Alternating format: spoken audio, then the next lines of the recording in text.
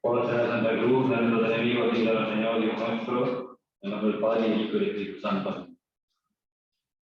Señor mío y Dios mío, creo firmemente que estás aquí, que me ves, que me oyes.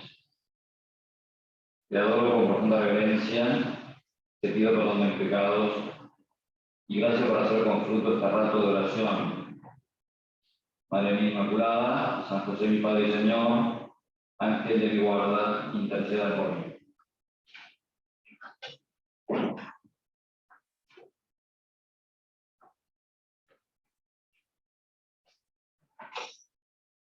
El perdón es una de las manifestaciones de la misericordia divina. Quizás sea la más grande, la más importante, la más fuerte. Sobre todo el modo en que Dios nos perdona, ¿no? O sea, porque Dios nos perdona ofreciendo su propia vida, ¿no? La generosidad de Dios es un terreno maravilloso. Pero hay también otras oportunidades, muchas otras manifestaciones. La vida entera de Jesús es una vida misericordiosa, ¿no? Pasó por este mundo haciendo el bien, dice San Pedro, ¿no? Pasó por este mundo apiadándose, teniendo misericordia de todas aquellas personas con las cuales se encontraba, ¿no?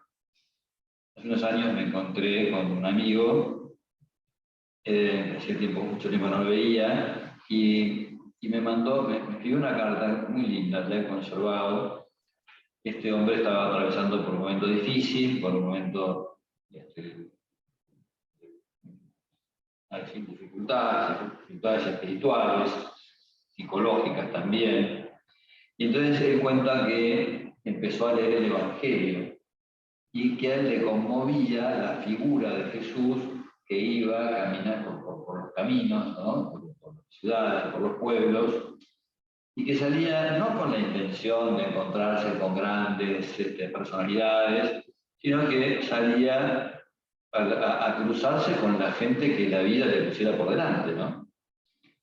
Dice, le conmovían todas aquellas personas que acudían a él y que lo necesitaban, ¿no?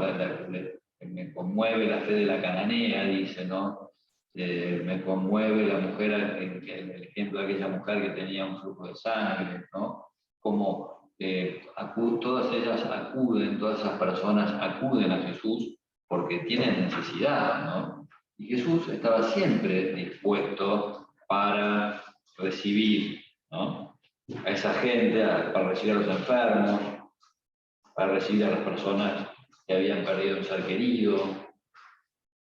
Bueno, dice, salía a la calle no con la expectativa de encontrarse con banqueros o militares de alta graduación o distintas clases de pobres o dignatarios. Le conmovía la muchedumbre.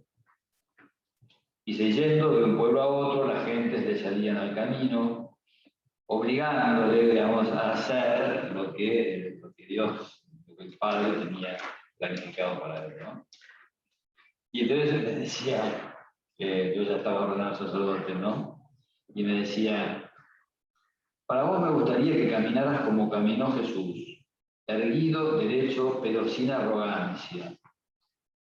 Vos que dijiste sí al Señor, me gustaría que te conmovieras y mucho como Jesús ante los prójimos importunantes que se atraviesen en tu camino, como Jesús. Escribe bien este hombre, ¿no? Lo hace muy bien. Sí, qué interesante, ¿no? Porque precisamente esto va a ser lo que el Señor nos va a preguntar cuando nosotros, el día de nuestra muerte, ¿no es cierto? El Señor nos va a hacer preguntas, ¿no? ¿Qué nos va a preguntar el Señor?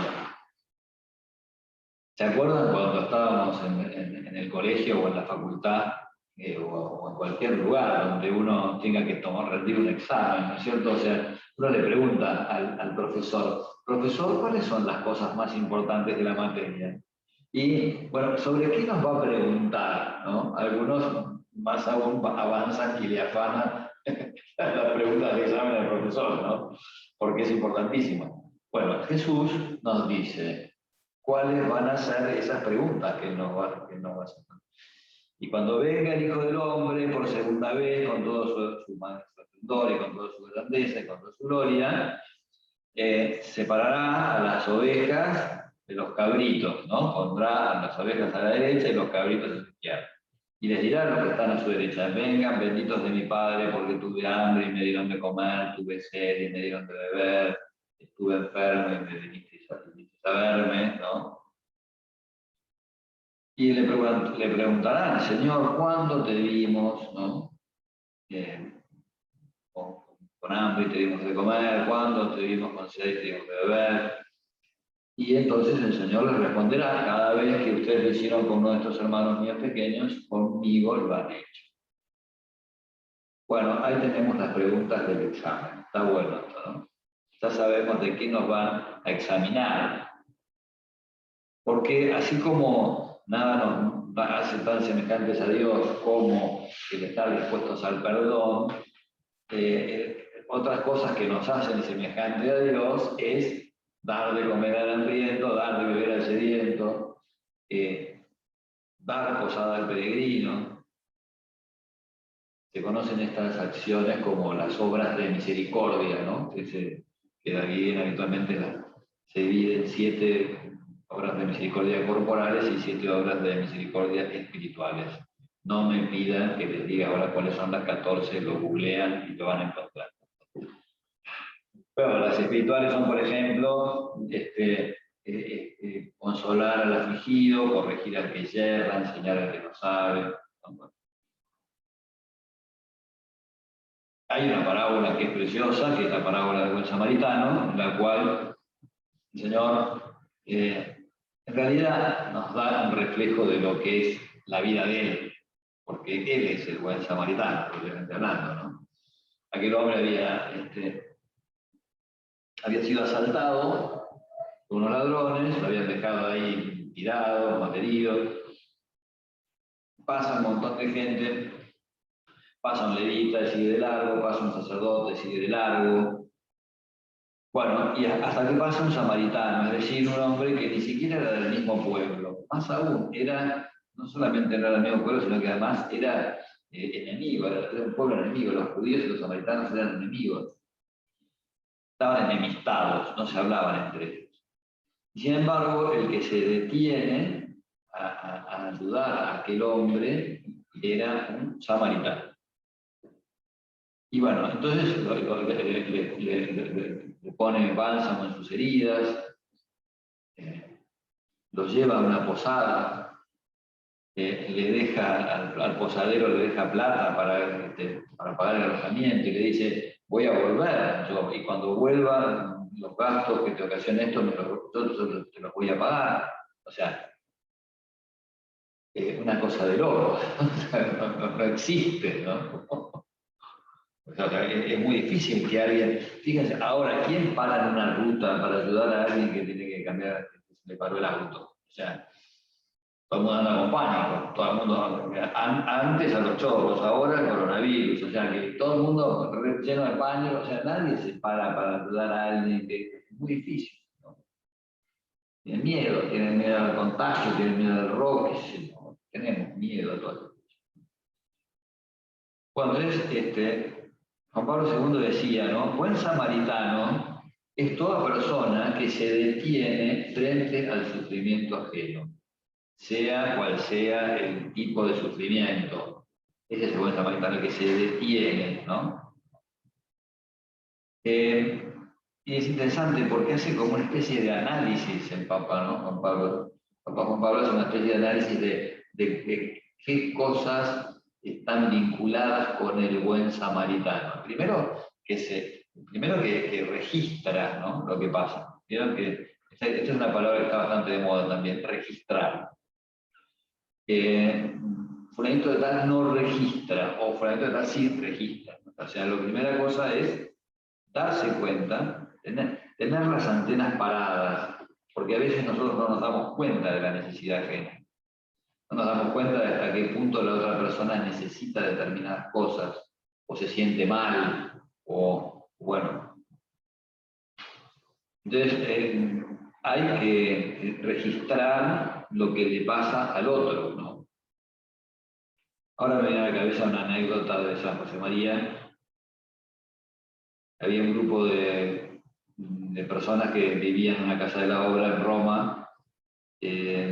Habían salido a dar una vuelta por la ciudad, eran como 3 o 4, estuvieron toda la mañana dando vueltas, varias horas por lo menos, dando vueltas por Roma, y a la vuelta pasaron por la casa donde estaba San José María, y entonces San José María lo ve a uno de ellos y le dice, ¿a vos te pasa algo?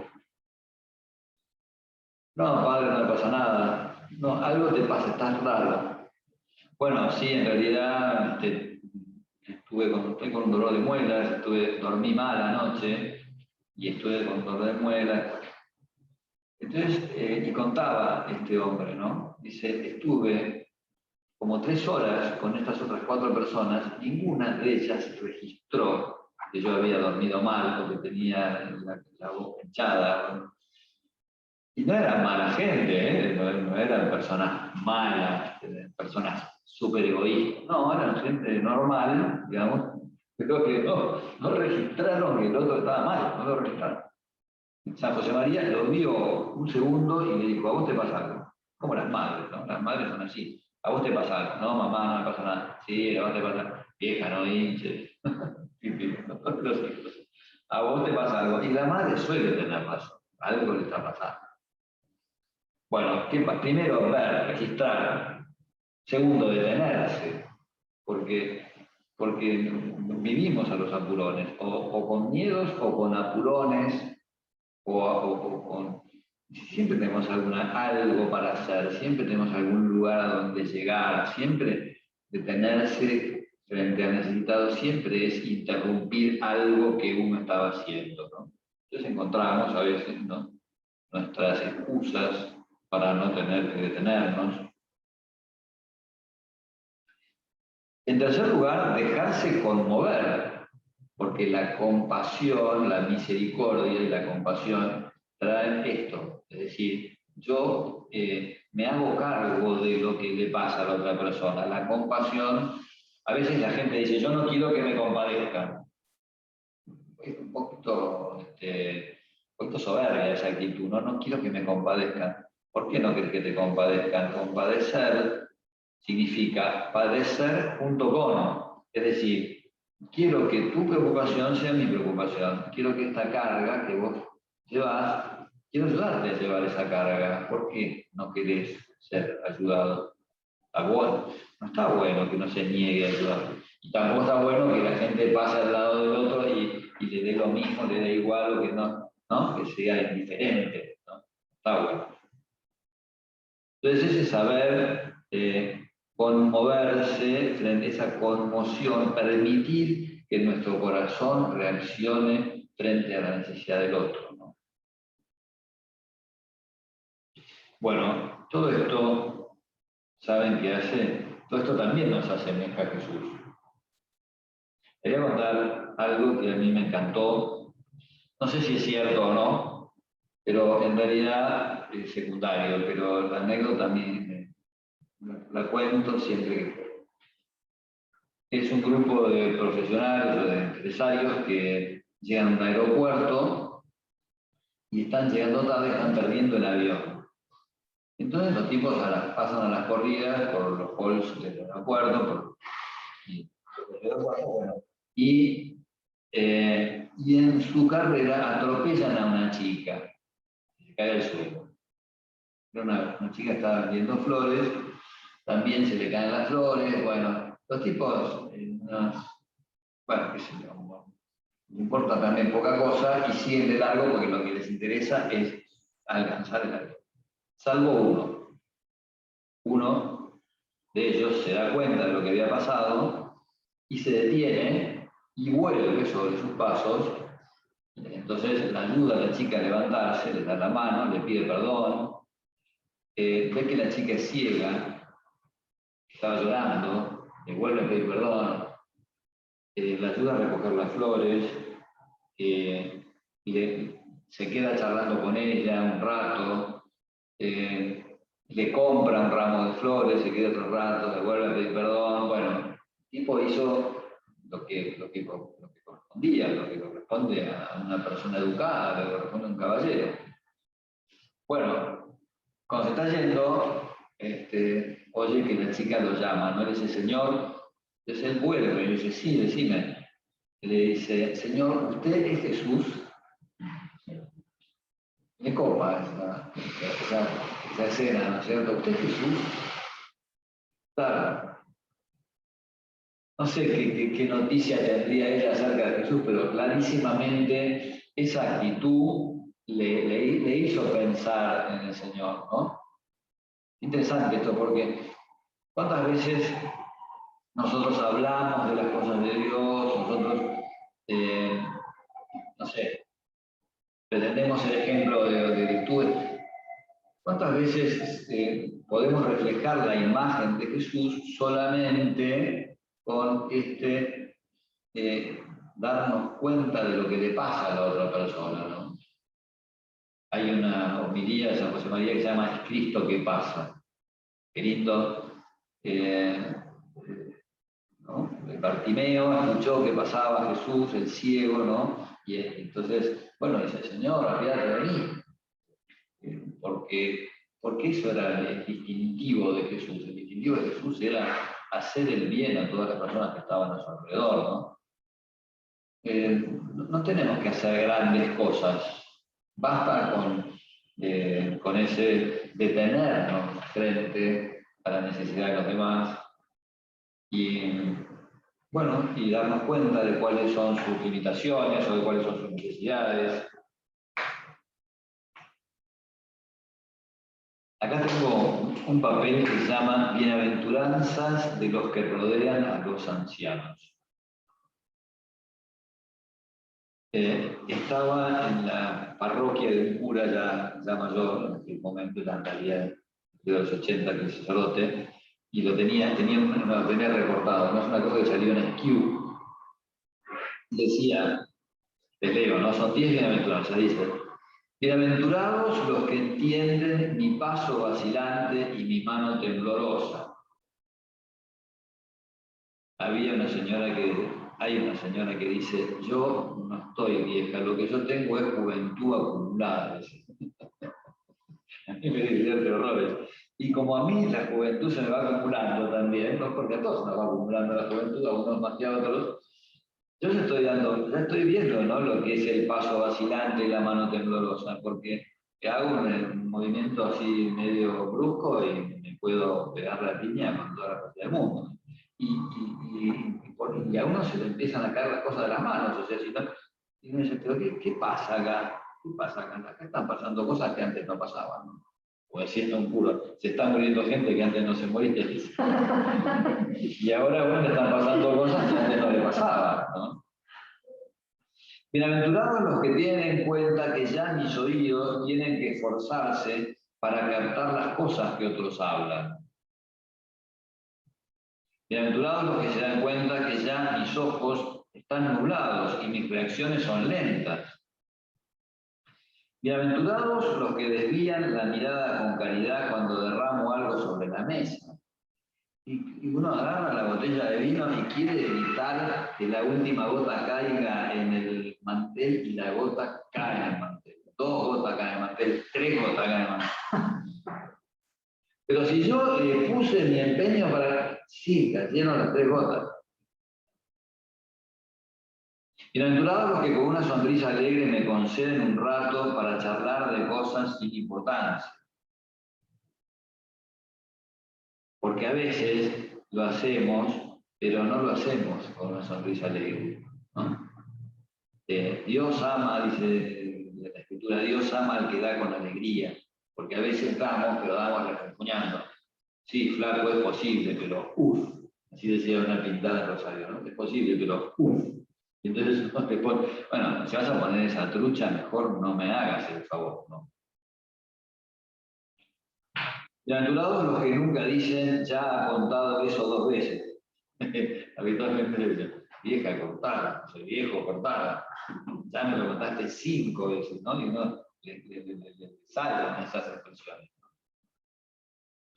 Bienaventurados los que saben arreglarse para traer a la conversación y a la memoria cosas de tiempo pasado. Bienaventurados los que comprenden que me cuesta mucho encontrar la fortaleza para llevar mi cruz. Alguien decía, la vejez es para las personas fuertes, es decir, hay que ser fuertes para llevar, ¿no?, el transcurso de los años. Porque dicen que los años pasan, pero lo tremendo no es que los años pasan, es que los años se quedan, se instalan, se te instalan en los huesos, se te instalan en los músculos, se te instalan en la retina, se te instalan en todas, se te acumulan. Bienaventurados los que me facilitan el paso a los brazos del Padre con amabilidad y buenas maneras.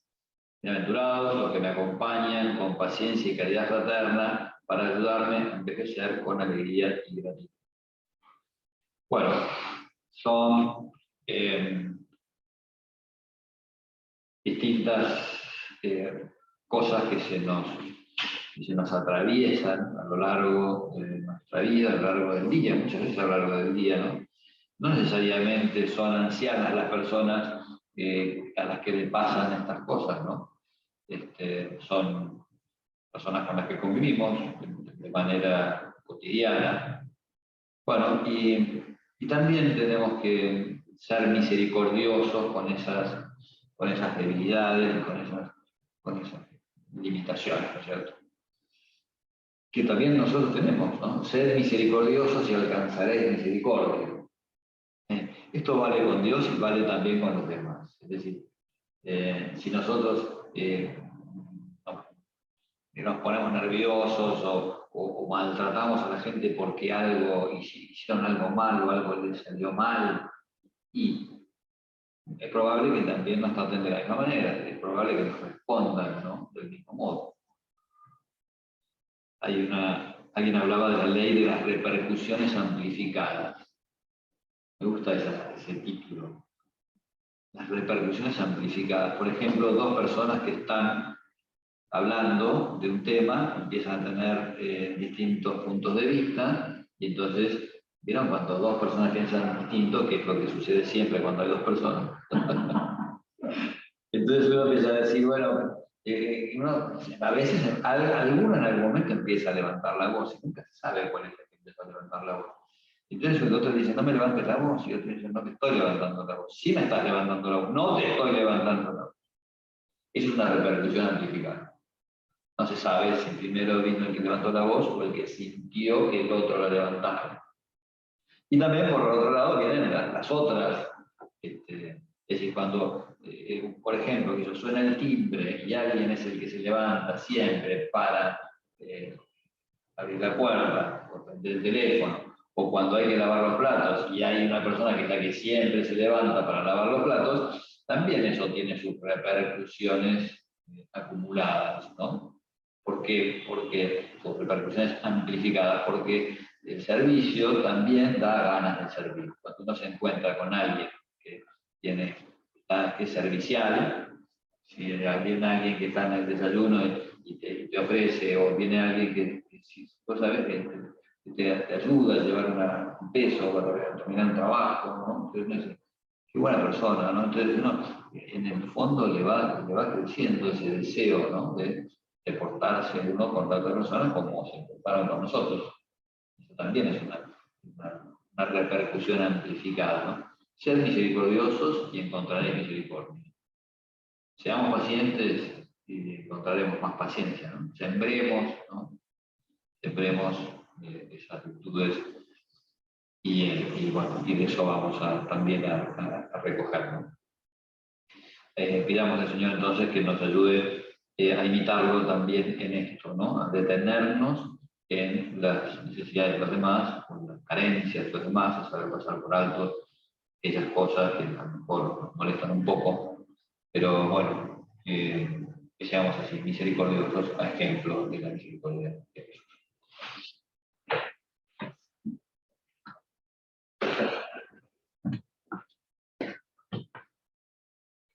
Te doy gracias, Dios mío, por buenos propósitos, afectos e inspiraciones que me han comunicado en esta meditación. Te pido ayuda para ponerlos por obra. Madre mía Inmaculada, San José mi Padre y Señor, Ángel de mi guarda, interceda por mí.